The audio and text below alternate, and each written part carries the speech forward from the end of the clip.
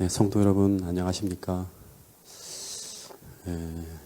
날이 너무 많이 짧아지는 것 같습니다. 그렇죠? 7시 지금 40분인데 깜깜해요. 한 해가 다 저물어 가는 그런 이제 위치로 가고 있다는 건데, 우리 올 한 해 또 우리의 영적으로 우리 자신을 돌아보고 또 하나님께 약속드린 것들이 무엇인지를 생각하면서 한 해가 지나가기 전에 하나님께서 우리에게 또 말씀하시는 것들을 잘 우리가 이루어서 하나님과의 관계를 온전하게 하고 또 주님께 영광 돌릴 수 있는 삶이 될 수 있도록 스스로를 점검하는 저와 여러분들이 될 수 있기를 간절히 바라겠습니다. 지난 시간 우리가 아브라함이라는 이제 인물에 대한 이야기를 이제 계속 하고 있는데, 이 아브라함은 그 믿음의 조상, 믿음의 원조, 믿음의 모델이 바로 이제 아브라함이라고 했습니다. 그래서 우리가 아브라함의 생애를 통해서 그 믿음이란 무엇인가, 그 믿음이란 무엇인가를 배운다는 것은 무언가 하면 하나님의 백성은 어떤 사람인가를 이제 우리가 배우게 되는 거예요. 그리고 이 믿음의 본질, 이 사람이 조상이니까 이 사람의 생애를 통해서 우리가 믿음의 본질이 무엇인지를 우리가 깨닫게 됩니다.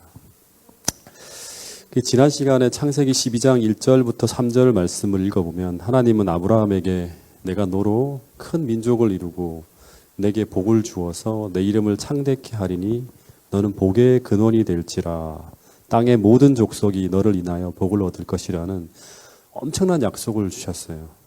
근데 이 약속이 아브라함을 통해서 성취되기 위한 첫째 조건으로서 하나님은 무엇을 요구했는가 하면, 현재 너의 삶의 위치를 떠나라고 하는 거예요.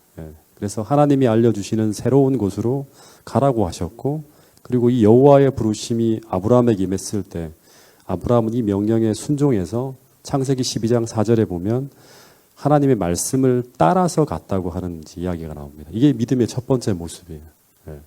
이 이야기는 제가 지난번에 쭉 설명을 통해서 어떤 의미인지 풀어드렸습니다.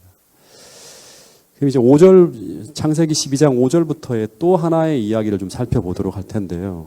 그 5절에 보면 아브라함이 그의 아내 사레와 조카 롯과 하란에서 얻은 모든 소유와 얻은 사람들을 이끌고 가나안 땅으로 가려고 떠나서 마침내 가나안 땅으로 들어갔다는 말이 나옵니다. 그러니까 갔어요. 근데 6절에 보면 아브라함이 그 땅을 지나 세겜 땅 모래 상수리 나무에 이르니 그때 가나안 사람이 그 땅에 거주했다고 하는 이야기가 나옵니다. 그러니까 이제 본문에 보면 아브라함이 가나안 땅에 들어가서 최초로 머문 곳이 어디인가 하면 세겜이라는 곳이에요. 세겜. 근데 이 지역이 어떤 곳이었는가 하면, 당시에 본문에 보면 그때 가나안 사람들이 그곳에 거주하였다고 합니다. 그러니까 이미 이곳은 가나안 본토인들이 이미 정복해서 거주하고 있었고, 그리고 이 사람들이 어떤 사람들인가 하면 세겜 땅에 거주하는 사람들이 가나안 민족인데, 이 사람들이 전부 다 우상 숭배자예요.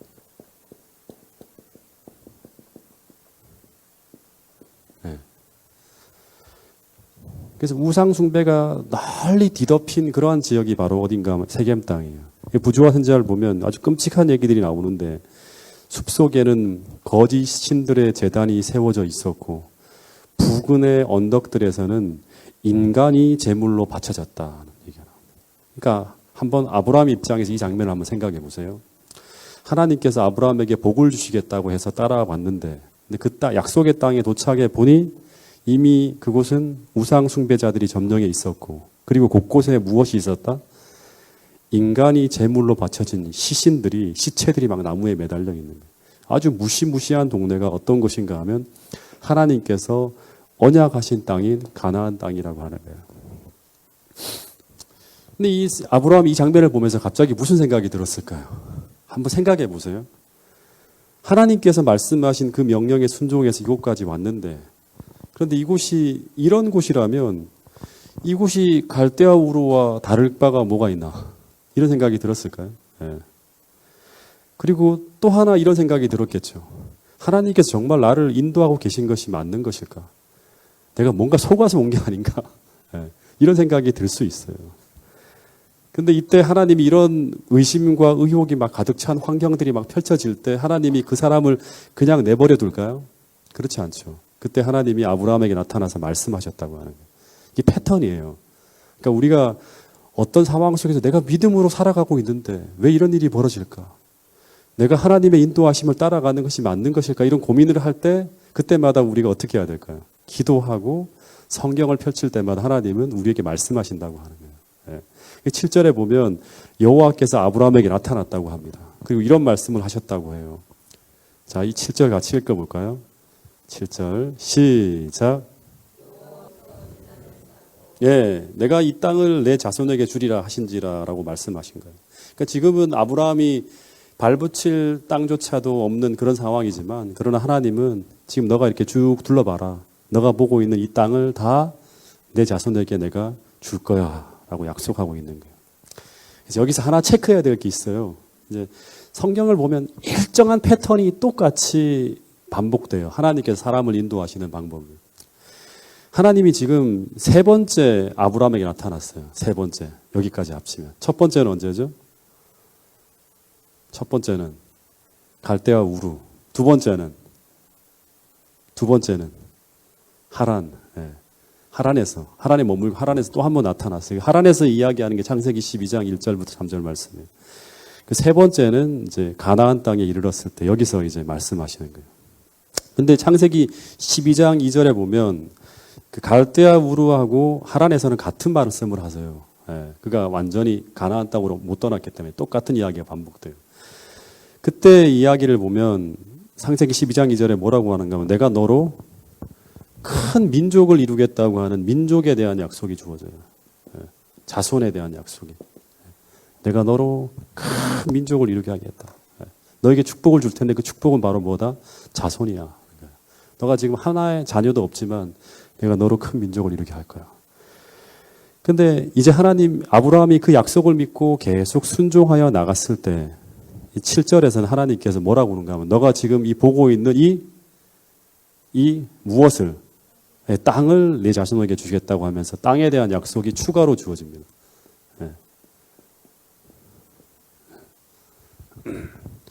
그래서 하나님께서 계속 아브라함에게 하나님의 뜻을 보여주시는 방법이 나오는데 근데 그 방법은 한 번에 모든 것을 다 보여주시고 알려주시는 것이 아니라 우리가 순종하며 나갈 때마다 빛이 점점 더 증가되는 거예요. 더 구체화되어지고 더 밝아지고 더 확대되어지는 걸 볼 수 있습니다.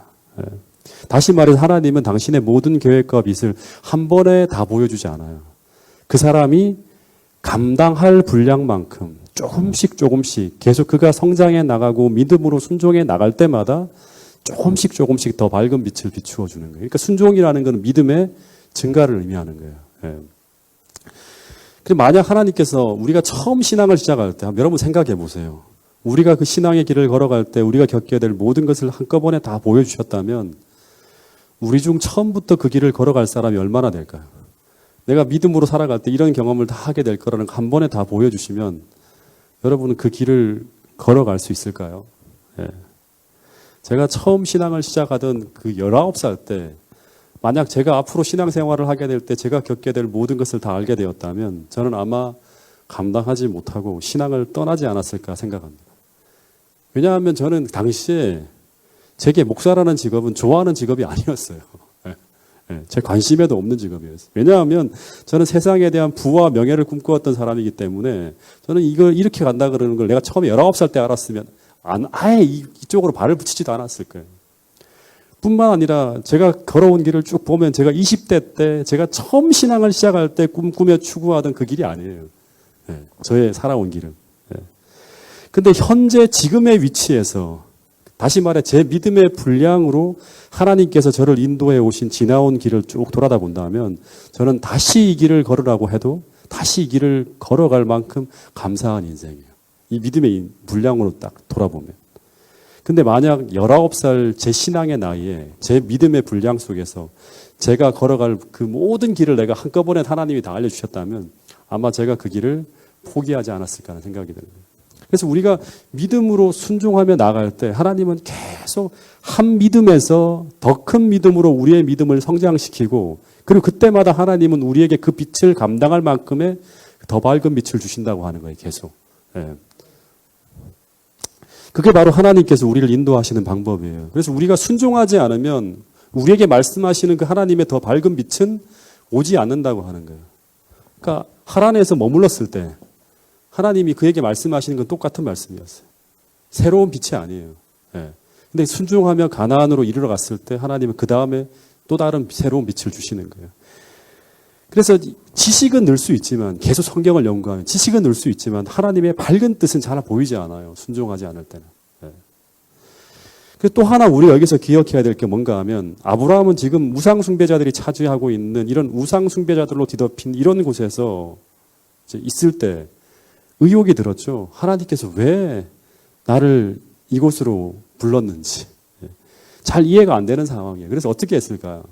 구체적으로 안 나오지만 아브라함의 삶의 모습을 본다 그러면 기도하면서 막 고민하고 있을 때 하나님께서 그에게 나타나서 말씀하시는 거예요. 그 내용을 간단하게 말하면 그곳이 네가 속아서 온 것이 아니라 하나님께서 아브라함을 인도하신 곳이 바로 뭔가 하면 우상 숭배자들이 뒤덮인 이 가나안 땅 세겜이라고 하는 거예요. 너 잘 왔어. 내가 인도한 게 맞아. 그 이야기예요. 그 두 번째는 뭐냐 그러면, 비록 그 땅이 우상 숭배자로 뒤덮인 땅이고 너가 인간적으로 볼 때는 도저히 차지할 수 없는, 싸워야지만 하는 어떤 그런 상황처럼 보이지만 미래 그 땅의 모든 것이 다 너희 자손들에게 돌아갈 거야 하면서 말씀하시는 거예요.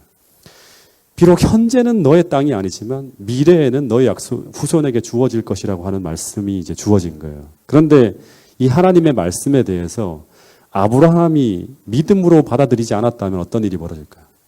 이게 무슨 말이야?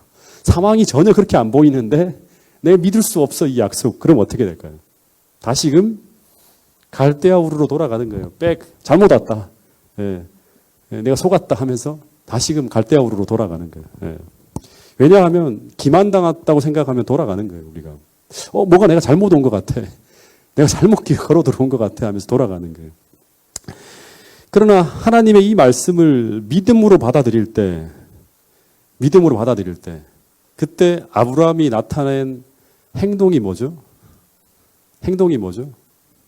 아브라함이 그래요, 맞아요. 하나님, 제가 지금도 하나님께서 저를 인도하고 계심을 믿어요. 이걸 행동으로 나타내는 게 뭐예요? 제단을 쌓는 거예요. 네. 제단을 쌓고 제사를 드리는 건데, 오늘날로 말하면 예배를 드리는 거예요. 네. 이 제단을 쌓고 하나님 앞에 예배하는 이 행위가 무엇을 의미하는가 하면, 하나님, 지금도 저는 당신을 신뢰합니다. 다시 말해서 지금 현재 눈에 보이는 이 모든 현실이 그 하나님의 어떤 그런 그 인도하심이 아니라고 말한다 할지라도, 저는 이 눈에 보이는 이 현실이 아니라 저는 지금도 당신의 선하심과 그리고 나에게 주어진 당신의 약속을 저는 믿습니다라는 고백이 바로 뭔가 하면 제단을 쌓고 하나님 앞에 제사를 드리는 예배의 모습이었다고 하는 거예요. 갈대아 우르에서 떠나올 때 수많은 어렵고 힘든 과정이 있었지만 그를 그곳까지 순종하며 이르게 하시고, 그리고 지금도 그와 함께 하시며 그를 선한 길로 인도하고 있는 그 은혜에 대한 무엇? 감사가 바로 예배의 하나의 표현이고요. 그리고 하나님께서 그에게 주신 그 약속에 대한 무엇? 신뢰. 이 약속에 대한 신뢰는 뭔가 하면 지금도 하나님은 인도하고 계시고 나에게 주신 그 약속은 제가 믿습니다라고 하는 그 두 가지의 마음을 표현하는 게 바로 뭔가 하면 제단을 쌓고 예배를 드리는 거예요. 그리고 이것이 바로 믿음으로 살아가는 그리스도인의 모습이라고 하는 거예요. 예배 속에는 항상 이 두 가지가 포함되어야 돼요. 과거에 나를 인도하신 그 하나님에 대한 감사, 이 범사의 그를 인정하는 거죠, 그죠? 그리고 지금도 하나님께서 나를 인도하고 계시고 미래에 하나님께서 하나님께서 약속하신 그 약속 속으로 우리를 인도하고 있다고 하는 이 신뢰, 이 두 가지가 포함되어지는 게 바로 뭔가 하면 이 예배의 모습이라고 하는 거예요.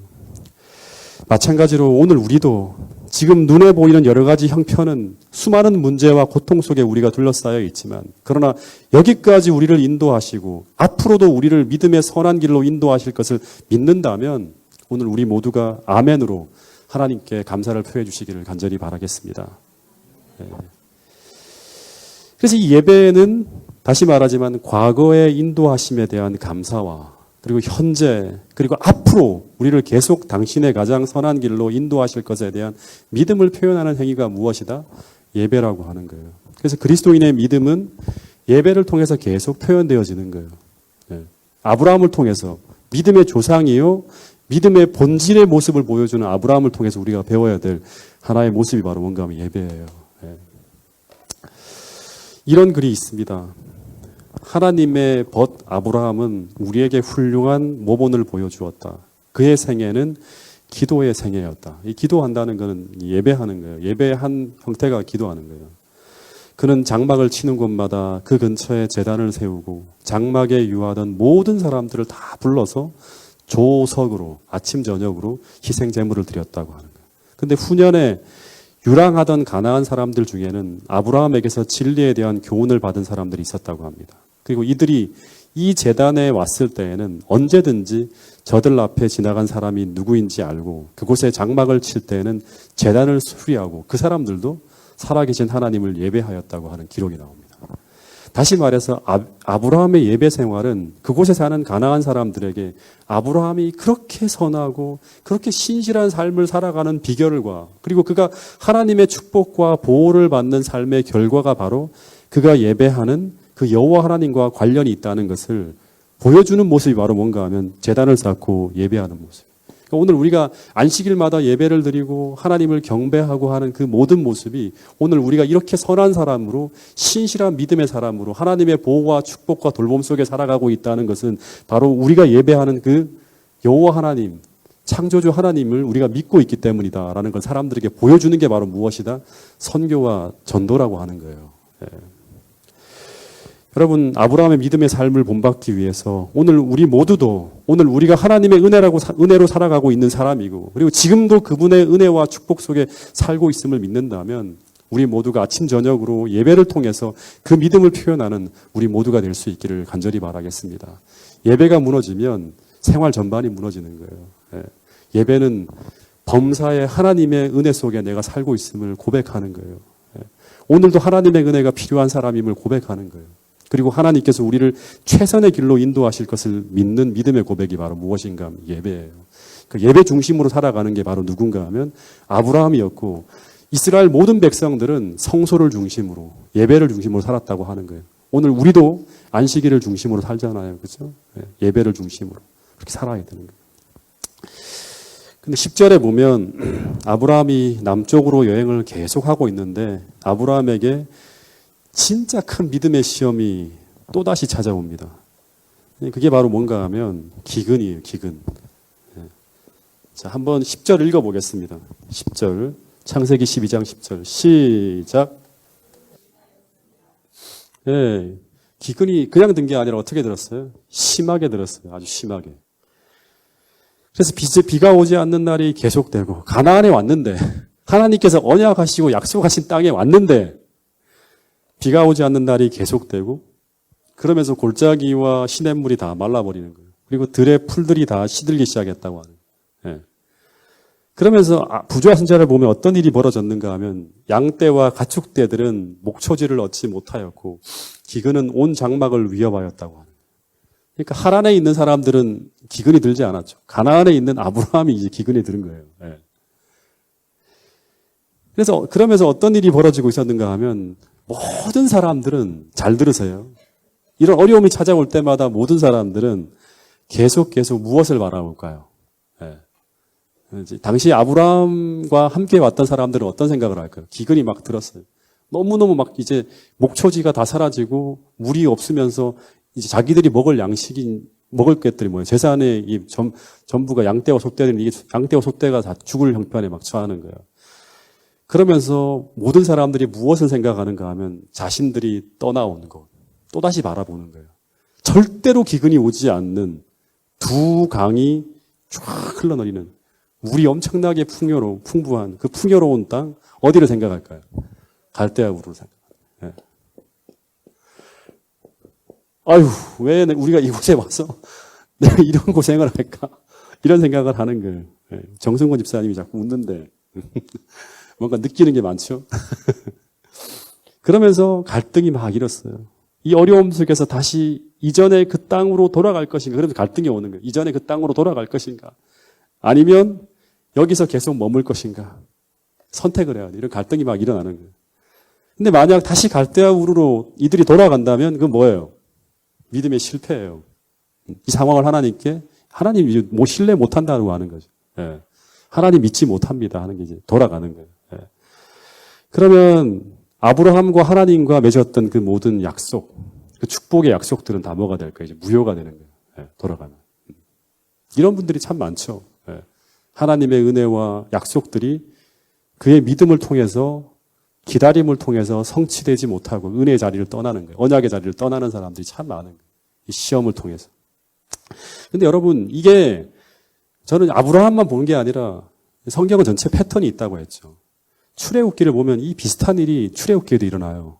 비슷하게. 그러니까 하나님 백성들을 인도하는 과정은 거의 비슷해요.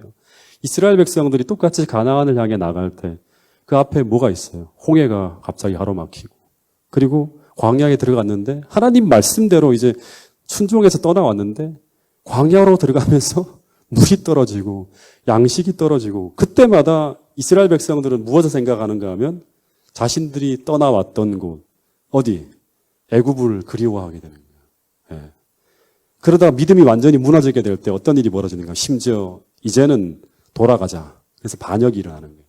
그 이야기들이 출애굽기에 보면 계속 나오는 거예요. 예. 근데 이때 모든 사람들이 이제 누구를 주목하는가 하면 아브라함이 이 상황에서 어떻게 할 것인가 모두들 열심히 주목했다고 하는 기록이 나옵니다. 여러분 근데 이런 글이 있어요. 잘 들어보세요. 이게 믿음의 사람 아브라함이 행동했던 아브라함 속에 있었던 믿음이라고 하는 거예요. 아브라함은 섭리의 인도를 설명할 수 없으면 이게 무슨 말이에요? 왜 이런 일이 벌어졌는지 아직 설명이 안 되고 있어요. 왜 내가 이런 일을 겪어야 돼 설명이 안 되고 있어요. 왜 섭리를 설명할 수 없으며 그리고 이 환경이 그로 하여금 장래 유업을 실감하지 못하도록 하였지만 장래 유업은 뭐예요? 이렇게 할 때 땅이 주어지고 막 민족이 주어지고 한다고 하는 이 약속들이 막 주어졌는데 이 유업을 실감하지 못하는 거 현재 상황은요. 다 죽어버릴 것 같아. 그대로 있으면 여기 뭐 보이고 있으면 다 죽을 것 같아 전부 다. 예. 그러나 내게 복을 주어 내 이름을 창대케 하리니 너는 복의 근원이 될지라는 약속을 그는 굳게 붙들었다고 하는 거예요. 이게 믿음이에요. 현재는 안 보이지만 하나님의 선하심과 하나님의 약속을 믿는 거예요. 그래서 그는 열심히 기도하며 어떻게 그의 백성과 양떼의 생명을 보존하는지를 생각하였으나 그러나 환경이 하나님 말씀에 대한 그의 믿음을 뒤흔들도록 허용하지 않았다고 하는 기록이 있습니다. 그래서 궁지에 몰린 나머지 그가 갈대아 땅으로 되돌아가지 않고 이 기근을 피하여 가능하면 약속의 땅이 가까운 어디로? 애굽으로 잠시 내려가기로 결정했다고 합니다. 여기에 대해서도 할 얘기가 많지만 애굽으로 내려가는 것에 대해서 여기 이 부분까지 설명하게 되면 너무 길어지기 때문에 하여튼 좀 두도록 하겠습니다. 이 믿음이라고 하는 것은 여러분 무엇을 믿는 거예요? 다시 한번 생각해 볼게요. 여러분들이 믿는다고 하는데 이 믿음이라고 하는 것은 무엇을 믿는 거예요? 무엇을 믿는 거예요? 하나님을 믿는 거잖아요. 예. 하나님을 믿는 거예요. 그리고 더 구체적으로 말하면 하나님의 약속을 믿는 거예요. 예. 하나님의 약속을 믿는 거예요. 그리고 하나님께서 현재도 나를 인도하고 있다고 하는 걸 믿는 거예요. 현재도. 지금 이 순간에도 여러분을 인도하고 있고 지키고 있고 보호하고 계시고 여러분들이 하나님의 은혜로 살고 있다고 하는 걸 믿는 거예요. 그래서 현실의 공공함과 어려움 속에서도 믿음이 우리 안에 있다면 그 언약의 위치를 떠나지 않고 약속을 믿고 현재의 위치를 떠나지 않고 믿음으로 나가는 거예요. 계속 하나님의 말씀대로 살려고 계속 몸부림치면서 그 상황 속에서 다른 방법이 아니라 하나님께서 가르쳐 주신 그 방법으로 그 현실을 맞서는 거예요. 그게 바로 뭔가 하면 믿음이에요. 하나님의 언약의 위치를 떠나지 않는 거예요. 근데 하나 궁금한 게 뭔가 하면 왜 하나님께서 그토록 신실한 믿음으로 살고 있는 아브라함에게 계속 시련을 주시는 걸까? 이런 이제 또 의문이 생기죠. 믿음의 모본이었던 아브라함에게 왜 하나님께서는 가나안 땅에 왔으면 이제 축복이 쏟아져야 되는데 왜 계속 하나님께서 어려움을 주시는 것일까? 생각해 봐야겠죠. 왜 그럴까요? 부조화 선지자에 보면 두 가지 이유가 나옵니다. 하나는 아브라함은 무엇이다? 모든 믿는 자의 조상이라고 하는 거예요. 조상이라고 하는 것은 뭐다? 롤 모델이에요. 믿음으로 살아가는 사람들이 겪게 되는 모든 것들을 보여주는 거예요. 주께서 당신의 섭리로 아브라함에게 시련을 주신 것은 그에게 순종과 인내와 믿음의 교훈, 곧 나중에 고난을 참도록 부르심을 받은 모든 사람들의 유익을 위하여 기록에 남겨야 할 교훈을 가르치기 위함이었다고 합니다. 하나님께서는 믿음으로 사는 모든 사람들이 그들이 알지 못하는 길로 인도하시거나 당신을 신뢰하는 자들을 하나님께서 잃어버리거나 내버리지 않으신다는 것을 아브라함이 알아야 돼요. 그러니까 아브라함의 경험을 통해 비록 어려움이 찾아온다 할지라도. 그래서 아브라함에게 닥쳐오는 모든 것은 후세 믿음으로 살아온 사람들에게 그의 모본이 힘이 되도록 하기 위해서 이런 것들을 허락하셨다고 하는 기록이 있어요. 침례 요한이 목베임을 당하는 것도 마찬가지죠. 그렇죠? 그토록 신실하게 살았다. 또 하나는 하나님께서 당신의 백성들에게 시련을 당하도록 허락하시는 또 하나의 이유가 뭘까요? 자, 여러분들이 많이 알고 있잖아요. 얘기해 보세요. 왜 모르는 것처럼 그러세요? 네, 아시잖아요. 왜 하나님께서 당신의 백성들에게 고난을 허락하실까요? 우리 모두가 다 고난의 과정들을 지나가잖아요. 그렇죠? 왜 그러죠? 품성 변화. 네. 품성 변화. 아브라함은요, 잘 들으셔야 돼요. 창세기 12장의 그 품성과 창세기 22장의 아브라함의 품성은 완전 달라요. 꼭 아셔야 돼요. 이건. 고난과 어려움을 통해서 완전히 변화된 사람이에요. 하나님께서는 항상 고난의 풀물을 통해서 당신의 백성들을 시험하셨다고 하는 이야기가 나와요. 그런데 그 과정을 통해서 그리스도인의 품성의 순금에서 불순물이라는 찌꺼기가 제거되는 결과를 경험하게 된다고 하는 것이 부조화의 선지자에 나오는 이야기입니다. 근데 언제 그런 결과들이 나타나는가 하면 믿음으로 이 시련들을 견뎌낼 때, 아브라함처럼. 믿음으로 견딜 때예요.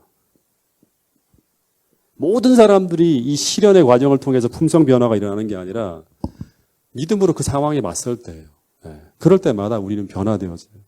마치 세공업자가 원석인 귀금속을 정련해서 더욱 빛나는 보석으로 만들어내는 것처럼 그리스도인 보석들이 하나님의 사랑의 광채를 반사하도록 하기 위해서 하나님께서는 엄격하고 세밀하게 시련이라는 풀무의 열을 통해서 당신의 종들을 훈련하신다고 하는 이야기가 부조화 선지자에 보면 나옵니다. 그래서 동일하게 아브라함에게도 이 시련이 그의 믿음의 성숙과 품성의 변화를 위해서 이 시련이 허락되어지는 거예요. 아브라함의 삶을 쭉 보면 계속 어려움들이 찾아와요. 계속. 왜냐하면 이 땅 자체가 뭐예요? 어려움을 우린 피할 수 없어요. 이 땅 자체가 죄악의 세상이고 주님 오시는 그 순간까지 우리에겐 계속 어려움들이 몰아닥쳐요. 문제투성이 세상을 속으로 살아가는 거예요. 근데 이 시험의 과정, 하나님께서 그것들을 우리에게 다 막아주시는 게 아니라 허락하세요. 우리에게. 감당할 수 있을 만큼. 그때마다 우리가 믿음으로 그 상황들을 견디어내고 맞서 나갈 때마다 우리는 믿음의 진보와 품성의 성숙과 믿음의 성숙과 품성의 변화가 일어난다고 하는 거예요. 근데 이 시험의 과정을 통해서 하나님은 그리스도인들을 어디로 이끄시는가 하면 이 아브라함의 이야기를 통해서 이 이야기까지 할 수 있을지 모르겠는데 때로는 자신도 알지 못하는 약점이 드러나는 위치로 이끄시기도 한다고 하는 거예요. 마치 베드로처럼 나에게 이렇게 연약하고 부족한 면이 있었는지 자신도 알지 못하는 연약함을 보게 하는 자리로 인도하신대요. 시련이 막 닥칠 때. 마찬가지로 아브라함도 자신도 알지 못하는 이 시련의 과정을 통해 자신도 알지 못하는 너무나 치욕스럽고 너무나 부끄러운 연약함이 이제 드러나는 자리로 이제 인도됨을 받아요. 이 기간을 피해서 아브라함이 어디로 들어가죠? 이 고난이 닥쳐올 때 아브라함이 어디로 들어가요? 애굽으로 들어가는데 아브라함은 갑자기 이런 두려움이 탁 일어나는 거예요. 애굽으로 들어갈 때 자기의 와이프를 딱 보는데 이 와이프가 너무너무 이쁜 거예요. 너무 이쁜 거예요. 이때 아내의 나이가 얼마인지 아세요? 아브라함의 나이가 몇 살이었다 했어요? 75세. 그럼 아내의 나이는 10살 차이니까 65세 되는 거예요. 그러면 대략 오늘날의 나이로 따지면 65세 할머니를 생각하면 안 돼요. 오늘날로 나이로 따지면 30대 정도 되는 거예요. 140, 200살을 사니까. 그 아브라함이 갑자기 이 아내로 인해서 내 생명이 위태로워질 것 같은 두려움이 벌쩍 있는 거예요. 예. 왜냐하면 애굽 사람들은 누구의 후예다? 구스의 후예예요. 다 흑인들이에요. 근데 애굽 사람들이 이 백인 여자, 더군다나 얼굴이 너무나 이쁜 이 여자를 딱 보면서 자신의 아내를 탐내어서 자신의 아내를 얻고자 나를 죽일지도 모른다. 이제 내가 왜냐하면 이방 땅에 가잖아요. 당시에는 무슨 뭐 법이나 뭐 치안이나 이런 게 없어요. 이방인들은 마음대로 뺏을 것 약탈하고 죽일 수 있어요. 이방인들이 가장 불쌍한 거예요. 이방인과 나그네가. 그래서 막 그런 생각이 막 드니까 갑자기 자신의 아내에게 뭐라고 하는가 하면 여보, 나를 지금부터는 절대 남편이라 부르면 안 돼. 나를 무엇라고 불러? 오빠라고 불러. 그러니까 오빠라고 불러. 왜냐하면 사라가 자기의 어머니의 딸은 아니지만 자기 아버지의 딸이잖아요. 예. 그래서 누이라고 하는 것은 거짓말을 치는 게 아니야, 여보. 그렇게 알아야 돼, 알았어? 나를 살리고 싶으면 그렇게 해야 돼 하고 그렇게 하고 내려갔다고 하는 거예요. 근데 이건 뭐예요? 이건 뭐예요? 믿음의 실패예요. 예. 하나님과의 언약이 깨지는 거예요, 이 상황이. 예. 어떻게 믿음의 실패인가? 아무리 그가 아내와 자기가 누이 관계라 하더라도 이같이 자신의 진정한 관계를 은폐하는 것은 엄격한 정직에서 떠나는 거라고 하는 거예요. 예. 이게 뭐예요? 죄예요, 죄. 예. 다시 말해서 그가 하나님의 인도하심을 믿는다면 이 상황 속에서 하나님께서 그를 보호하실 것이라는 걸 믿어야 돼요. 그래서 이 하나님의 보호하심을 믿지 못하는 게 바로 뭐예요? 불신이에요, 불신. 예. 그럼 어떻게 돼요? 우리가 인간적인 방법이나 하나님이 허락하지 않은 방법으로 자기를 지키려고 하는 거예요. 그게 바로 뭔가 하면 믿음의 실패예요. 예. 그래서 이 믿음의 부족 때문에 이가 하나님을 믿지 못하고 인간적인 방법으로, 다시 말해 스스로의 노력과 방책으로 안전을 추구하려고 시도하는 것이 바로 뭐다? 이 바벨탑을 쌓는 정신이잖아요. 그죠? 예. 하나님의 백성은 이렇게 살면 안 되는 거예요.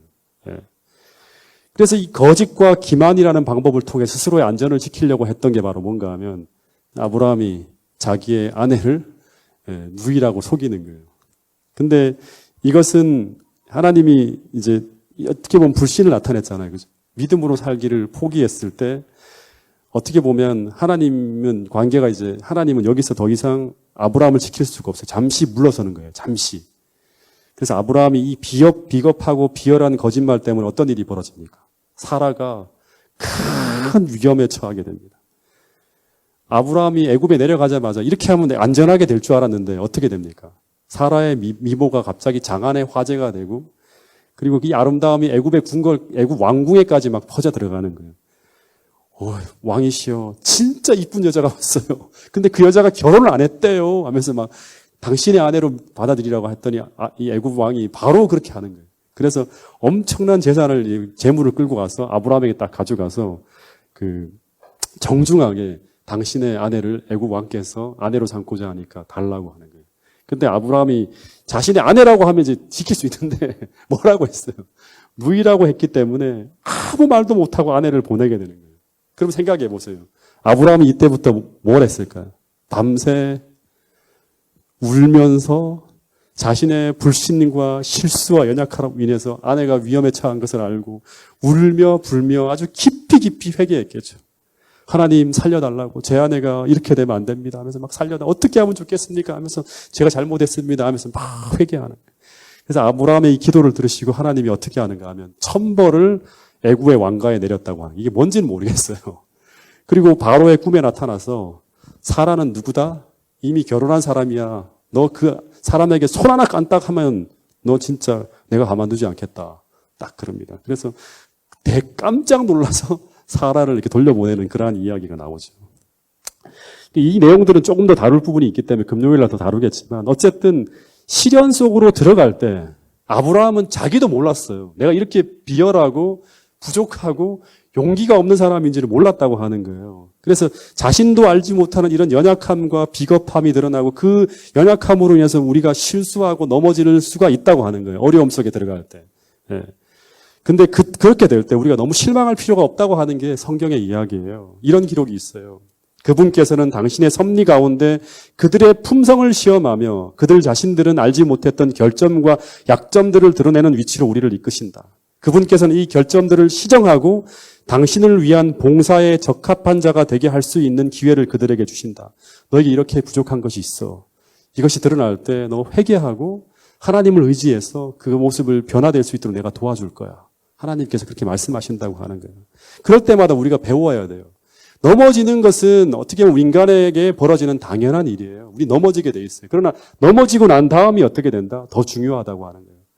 하나님을 의지하고 회개하고 다시금 돌이킬 때 우리는 변화될 수 있다고 하는 거예요. 근데 우리는 넘어지고 난 다음에 배우지 못해. 계속 같은 자리에 또 넘어지고 또 넘어지고 또 넘어지고 한다고 하는 거예요. 그분을 그들에게 그들 자신의 연약함을 보이시고 당신을 의지하도록 가르친다. 왜냐하면 그분만이 그들의 도움과 보호자가 되시기 때문이다. 이리하여 그분의 목적은 달성된다. 다시 말해 우리의 연약함이 드러날 때마다 우리가 회개하고 우리의 연약함을 바라보는 것이 아니라 우리의 부족을 보면서 회개하고 더욱 하나님을 의지할 때마다 하나님은 계속 우리를 봉사에 적합한 자, 믿음의 사람으로 계속 우리를 변화시켜 주신다고 하는 거예요. 아브라함도 그렇게 변화되어진 것처럼 베드로도 그렇게 넘어진 후에 변화된 것처럼 하나님은 오늘 우리도 그렇게 변화시켜 주시려고 제가 믿습니다. 파주중앙교회 모든 성도들이 아브라함의 이야기를 통해서 여러분 용기를 얻으시고 또 아브라함의 이야기를 통해서 믿음이 무엇인지를 깨닫고 정말 믿음이 충만한 사람, 하나님을 의지하는 사람, 그래서 하나님께서 마지막 때 우리를 사용하시기에 적합한 자로 변화될 수 있도록 날마다 우리의 믿음을 점검하는 저와 여러분들이 될 수 있기를 간절히 바라겠습니다. 기도 제목을 좀 드리도록 하겠습니다. 여러분 기도 카드 가지고 계시죠? 한번 들어보세요. 기도 카드. 없으면 저 맨 뒤에 기도 카드가 있어요. 여러분 기도 카드를 꼭 작성해 주세요. 전도회를 위해서 오늘 오직 한 가지 방법만을 우리가 동원할 거예요. 그 침대 위에 있는 분들 한 분 한 분을 위해서 오늘 우리가 기도할 텐데요. 전도회가 보니까 딱 3주 남았어요. 이번 한 주 지나가고 그 다음 한 주 지나가고 그 다음 한 주 지나가면 전도회가 오는데 이번 한 주간은 여러분 꼭 제가 시키는 대로만 꼭 해주세요. 이 침대에 누워있는 분들에게 기도하면서 꼭 전도회가 있다고 가볍게 소개만 해주세요. 이번에 10월 며칠쯤 언제부터 언제까지 전도회가 있어요. 당신 꼭 나왔으면 좋겠어요. 예, 전도회가 있는데 꼭 시간 내줬으면 좋겠어요. 한 번만 던져주세요. 이렇게 툭툭 가볍게. 예. 그래서 다음 주에 또 기도하고 난 다음에 그 다음에 조금 더 강하게 그리고 그 다음 주엔 조금 더 이렇게 기도하면서 하나님의 도우심을 계속 의지해서 계속해서 초청해서 결국 관계 전도만 하는 거 여러분들이 알고 있는 분들에게만 집중해서 우리가 꼭 잃은 양과 또 이곳에 있어야 될 분들을 초청해서 그분들이 말씀을 통해서 다시 한번 신앙을 이렇게 경험하고 하나님을 만날 수 있도록 기도해 주시면 감사하겠습니다. 두 번째는 아프신 분들을 좀 위해서 기도하겠는데요. 특별히 김수홍 집사님, 또 전정선 사모님, 김영수 집사님, 문홍근 할머니, 또 우리 김옥래 우리 어머님 이런 편찮은 분들을 위해서 기도해 주시는데요. 특별히 우리 교회를 출입하셨던 홍인순 씨의 그 남편 되시는 분께서 지금 굉장히 위중하십니다. 그래서 파주병원 호스피스 병동, 통증 완화 병동에서 지금 그냥 오늘 잠깐 홍인순 씨하고 통화했는데 하루하루 돌아가실 날을 기다린다고 하는 거예요. 그래서 이 과정에 우리 성도들의 도움과 위로가 많이 필요될 것 같아요. 이 가정을 위해서 특별히 기도해 주시고 우리가 어떻게 도와서 그 가족들이 우리의 어떤 그런 선한 또 도움과 은혜를 통해서 하나님을 만나게 할 수 있을지 고민하면서 우리가 함께 이웃의 고통에 우리가 함께 동참할 수 있게 되기를 바라겠습니다.